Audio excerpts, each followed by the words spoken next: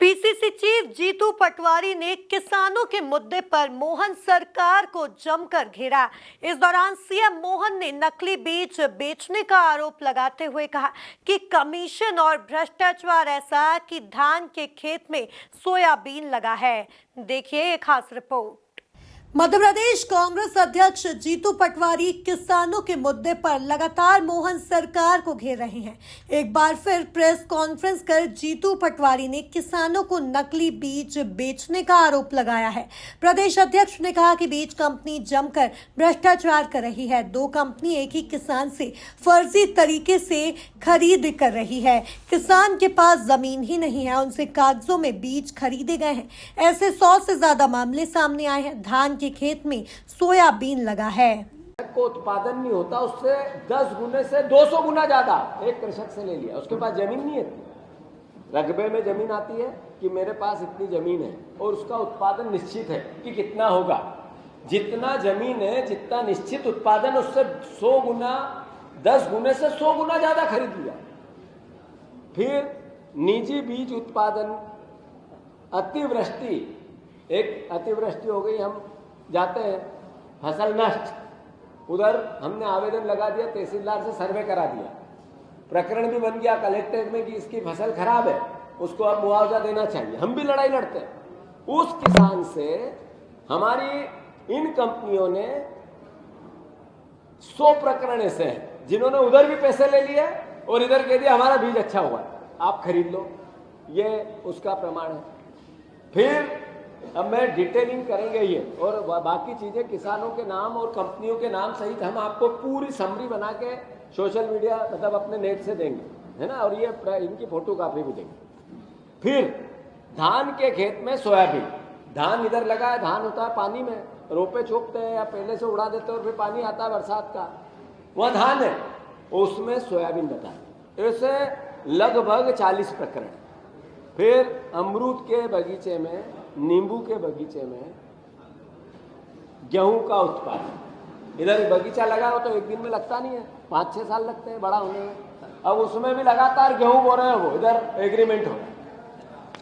कई ग्वालियर का, चंबल का ऐसा क्षेत्र है कि गूगल से देख लेते हैं कि ये इस किसान का है और रकबे निकाल लेते हैं कंप्यूटर से और उस पर फर्जी एग्रीमेंट कर लेते हैं। कोई साइन ही नहीं किसी उनका सबका कर लेते हैं।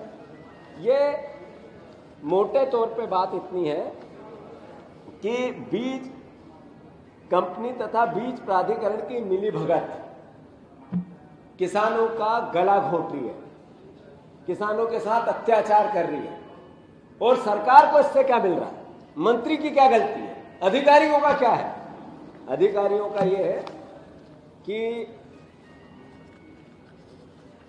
जो हमारा एमडी होता है, सबसे पहले प्रथम कड़ी होती है सहायक बीज प्रमाणीकरण अधिकारी, जो 15 साल से सब एक जैसे जमे हुए, एक जैसे, उनको 10% कमीशन इस पूरी कहानी पे मिलता है। अगर आपने बीज उसके अंतर्गत 2000 कुंटल की एग्रीमेंट हुआ और खरीदा गया तो 2000 कुंटल का बीज 4000 रुपया कुंटल का जिसका सोयाबीन था वो 10,000 रुपया से सीधे 20,000 रुपये तक बिकता है। 10,000 रुपया से 20,000 रुपया बीज बिकते हैं सोयाबीन के। हम देखते रहते हैं बीज बहुत महंगा हो जाता है जब बोनी आती है। ये सोयाबीन के सीजन में भी हुआ था। तो जो उसका प्रॉफिट का हिस्सा है उसका 10% सहायक बीज प्राधिकरण को जाएगा, फिर एमडी को जाएगा 5%, बड़ा अधिकारी है पूरे प्रदेश से आता है, उसको जाएगा 5%, फिर मंत्री जी को जाएगा 25%। जितने बीज कंपनियों ने बीज बेचा उनकी सारी इनकम टैक्स की लिस्टिंग में है, आवक जावक की लिस्टिंग में। जिस कंपनी ने जितना बीज बेचा 25% कमीशन है उस पर इस सरकार का, 25%। फिर अन्य बाकी 10% बताए तो 40 ही हुआ, मैं 50% कर रहा हूं। तो जो छोटे मोटे कर्मचारी होते हैं चपरासी से लेके ऊपर तक, उसको 10% बचता है। मतलब उस किसान ने जिसने 4000 रुपये कुंटल का सोयाबीन था वो सीधा आपने बेच दिया 10,000 से 20,000 रुपये कुंटल, मतलब 6,000 से लेके 16,000 रुपये उससे कमाए। और उसका 50% ऐसा बंदरबाट होता है। ये है हमारी सरकार, 3C की सरकार। अब पटवारी ने कहा कि गूगल से फर्जी रकबे निकालकर किसान के नाम पर दिखाए जा रहे हैं। बीज प्रमाणीकरण विभाग मनमानी कर रहा है। मध्य प्रदेश बीज प्रमाणीकरण में अधिकारी 15-15 साल से डटे हुए हैं। यह पूरा कमीशन का खेल चल रहा है। कमीशन के खेल में मंत्री को 25% कमीशन मिल रहा है। ये मुंह से बोलने वाली बातें नहीं है, ये बातें हैं प्रमाण के साथ, तथ्यों के साथ देने वाली। मैं अनुरोध करना चाहता हूं, इसका हमने आर्थिक अपराध प्रकोष्ठ भोपाल में, इन्होंने इसकी शिकायत आदरणीय पारस सकलेचा और उनकी पूरी टीम ने की है कि इस तरीके का भ्रष्टाचार हो रहा है। सवाल ये है कि कांग्रेस पार्टी ये विषय क्यों उठा रही है। मैं बार बार कहता हूं कि ये किसान विरोधी सरकार है। इन्होंने किसानों का कर्ज माफी खा गए, बीमे की कंपनियों को इन्होंने गब्बर बना दिया और किसानों को कभी मुआवजा नहीं देते हैं।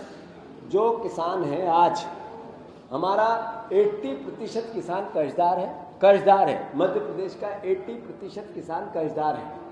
और सबसे महत्वपूर्ण है कि बच्चों, जो भावी पीढ़ी है, कृषक की भावी पीढ़ी खेती नहीं करना चाहती, इसके भी इंडेक्स है, इसके भी सोशल ऑडिट भी है और सरकार के आंकड़े हैं, वो भी मध्य प्रदेश में सबसे अव्वल है।